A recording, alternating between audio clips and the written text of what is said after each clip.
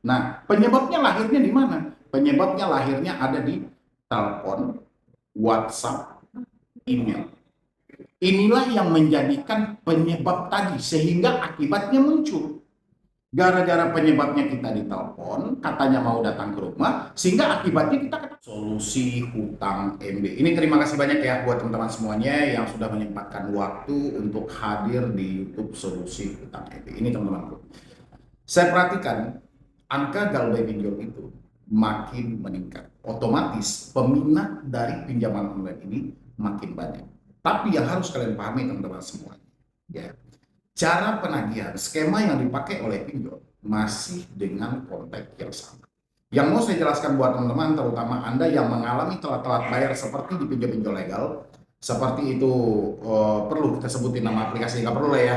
Pokoknya yang di pinjol-pinjol legal yang perlu Anda pahami adalah tentang POJK nomor 22 tahun 2023. Di dalam itu sudah disematkan semuanya, ada poin-poin pentingnya. Ya, poin pentingnya itu seperti apa tentang aturan penagihan kredit terbaru. Yang mana aja boleh dilakukan dan yang mana aja tidak boleh dilakukan. Ya, di dalam POJK nomor 22 itu, yang paling pertama teman-teman semuanya adalah tentang aturan penagihan kredit yang dilakukan oleh debt collector itu dilarang menggunakan intimidasi, caci maki, menghina, bahkan menyebar luaskan informasi mengenai si debitur berhutang. Ini tidak boleh sama sekali. Jadi kalau teman-teman banyak yang bertanya sama saya, Bang, ini ada ancaman Bang, Bang, ini ada Bang yang mengintimidasi dan ini ada yang mendatangi saya gitu loh, ya. Ini teman-teman harus memahami konteks itu lebih awal, harus dipahami dulu, ya. Makanya saya pengen Anda itu memahami tentang POJK nomor 22 tahun 2023. Ya, nanti teman-teman bisa baca aja POJK nomor 22 itu, dia ada 7 poin yang sebenarnya harus Anda pahami. 7 poin ini harus Anda pahami, mulai dari poin awalnya sampai akhir. Nah, saya mendapatkan juga banyak DM yang masuk ini, Bang, boleh nggak si debt collector itu menagih di luar dari alamat domisili konsumen? Sebenarnya kalau kita berpatok pada POJK tadi, itu hal itu tidak boleh. Ya, kalaupun debt collector ingin melakukan penagihan di luar dari alamat domisili konsumen, ini harus ada perjanjian dulu.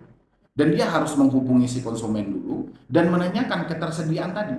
Apakah konsumennya ini setuju untuk kita bertemu di kantor, di coffee shop, atau di mana terserah gitu loh.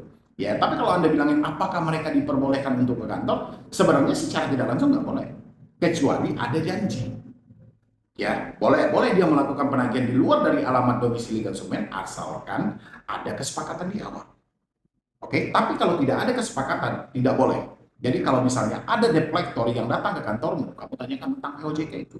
Makanya saya pengen teman-teman semuanya, sudah saatnya kita ini memahami aturan demi aturan yang benar-benar itu bisa menyelamatkanmu. Kalau kita lengah dengan aturan yang telah dibikin, sementara kita tahu ini sebuah pelanggaran, ini kacau. Ya, saya setiap hari nampung DM teman-teman ya, screenshot bukan main banyaknya. Mulai dari ancaman, intimidasi, caci maki, penghinaan dan segala macam-macam. Hal itu tidak dibolehkan.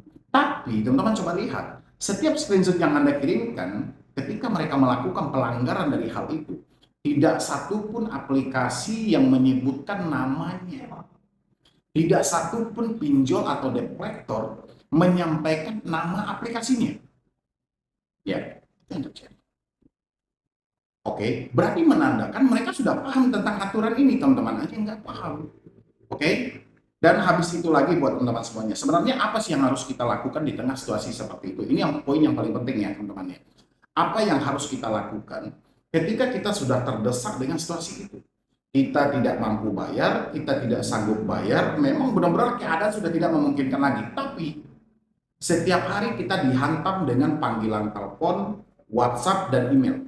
Langkah apa yang harus kita lakukan lebih awal? Nah, saya selalu sampaikan sama teman-teman semuanya, sumber penyebabnya Anda harus tahu. Oke, jangan selalu kita benahi akibatnya, tapi penyebabnya kita lengahkan. Oke, akibatnya apa? Akibatnya dulu ya, saya bilangin. Akibatnya adalah munculnya pertanyaan kapan DC datang ke rumah. Itu akibat. Akibatnya adalah munculnya pertanyaan apakah menyebarkan data. Itu akibat.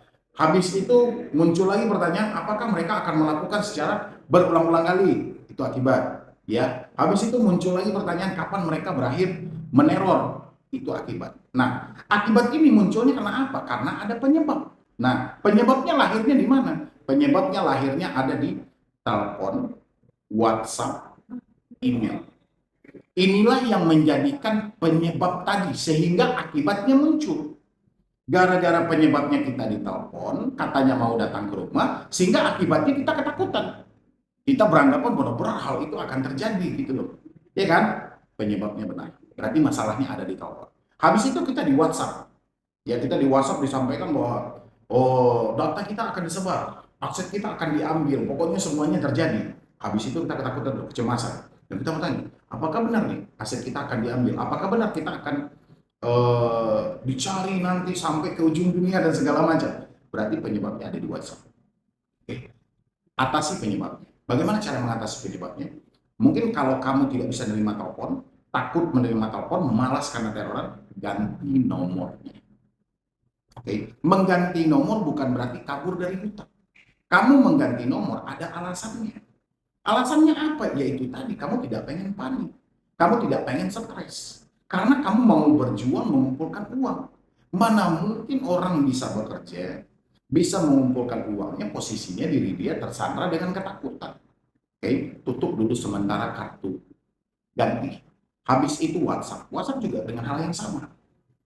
Ya, WhatsApp yang seharusnya penghubung ketika jarak jauh malah dijadikan ajang untuk mengintimidasi, dijadikan ajang untuk mencaci maki. Nah, ini juga bagian penyebab besar. Kenapa ketakutan itu selalu muncul? Nah, putus komunikasi, email. Ketika Anda sudah memutus penyebabnya, akibatnya akan hilang. Oke, tapi kalau Anda hanya mencari akibatnya, penyebabnya Anda biarkan, setiap hari Anda akan berulang menanyakan hal yang sama meskipun versinya berbeda. Paham nggak teman-teman semuanya? Dan habis itu saya pengen teman-teman yang lain yang mengalami telat bayar hari ini atau dinyatakan karena keadaan yang tidak memungkinkan, sudah saatnya Anda menghafal tentang POJK yang ada. Mana yang diperbolehkan dan mana yang tidak. Ya, ini penting. Jadi kita jangan hanya melihat, wah saya diancam nih, tapi sementara kita mengabaikan soal regulasi yang ada.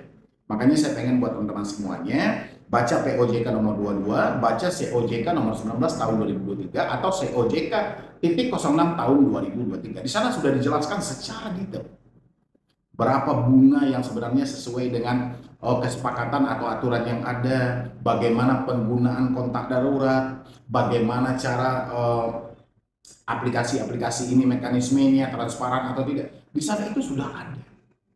Ya, walaupun mungkin di awal meminjam kalian tidak membaca, sudah saatnya kalian udah terlanjur meminjam kan semuanya kan, buat teman-teman semuanya. Sudah saatnya mempelajari dan membaca ini. Biar lebih paham lagi. Jadi di samping kita mencari edukasi secara eksternal, kita juga mendapatkan edukasi internal dari dalam diri kita sendiri. Kita membaca, kita memahami banyak hal yang kita ketahui, otomatis kita akan bisa menghadapi permasalahan ini. Oke? Dan yang paling utama teman-teman semuanya, ini paling utama ya, solusi di atas solusi adalah jujur dan terbukalah dengan keluarga. Saya perhatikan, masih banyak orang yang telat bayar pinjol itu belum mampu untuk jujur dan terbuka dengan keluarganya. Ini bahaya ini teman-teman. Jadi saya pengen Anda semuanya itu jujur dan terbukalah sama keluarga. Di samping Anda butuh supportan eksternal kayak saya yang selalu mengedukasi, Anda juga butuh supportan secara internal dari orang luar. Oke, satu-satunya yang bisa mengalahkan ketakutan yang ada hari ini adalah ketika kamu sudah mampu jujur dan terbuka, ikhlas menerima kenyataan hari ini. Dengan begitu, kamu bisa memposisikan itu.